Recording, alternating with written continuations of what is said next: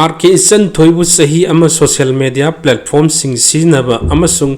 atopa miyamgi platform sing da wa ngangba saruk yabada athingba thamle Kanglipak Communist Party nongdarin kombagi press release amada asumna phongdrukle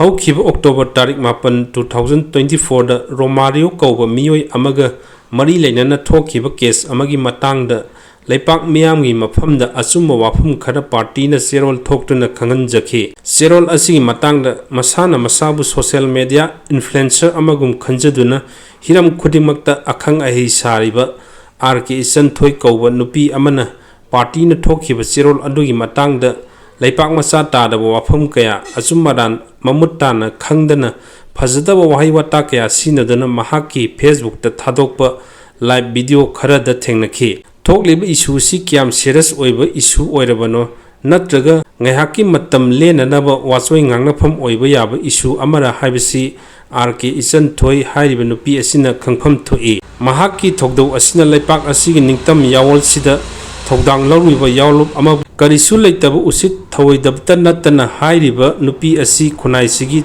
thaksi khasi hauna lonchat amata yawdaba warak binaba leitaba nupi ama oina lawfam thoi mamang thaktasu hairiba nupi asina social media gi khuthangda miyam da tabda nuairoidaba yengbada hangoigadaba oiba wangang lamchat sajat kaya utkhiba laikhrabani mahak maram sukhang khangdana nakal nama khaki oiba wa taraga party gi ijat sokpa yaba phajadaba wahi wata kya sinaduna ngang sakpa loirba matungda machal amani khanbiyu amadi misang khomdana masak khak kanjanaba kanna honariba adusu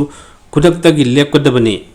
mi bu hatoklaga hingalu haiba yadabani haibasi lamket lamhaibi Ichanthoi khangadabani party asibu khunai asigi mayokta leiba lamchat kamba singbu yokhatuna thamba party amagum miyam da lana uhannaba honnabani haina lawgani Ichanthoi fana khangingba hainingba leirabasu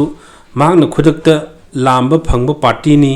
party gi line da laktuna asum aran tidok minaram lagadi asuk yauna ngangnaram loi haibasi Ichanthoi khangadabani party asi pikpa chawba ngarang nahan ta thoroktaba haibagi wafam nakal amaromda thamkhisi party asina leijariba pangal thauna kaya puthoktuna lamdam asida singnarakliba me ahumgi lal asida thawai khubakta haptuna mayong yaraga lakhi maram asina khunai siga yamaunaba thabak thoram kya RK Ichanthoi hairiba nupi asina satharakpa amadi masina social media platform bu lana sinaduna miyam maruoina inkhalakliba nahak kyabu lana lamjing bagidamak masana masabu lamchat sajat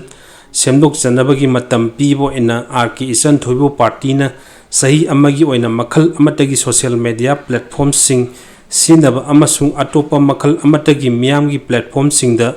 wangangba amasung saruk yabada athingba thamle Sairak asigi mayokta mahakna makhata na press media conference pangthokpa amasung makhal amatagi protest athaba yaroi masada leijariba asoiba sing asi semdoknabagi mahutta karigumba party bu singaduna makhata na party na piriba sairak asigi mayokta thabak tawklabadi khunai sida leiriba nupi oibising yawlup amana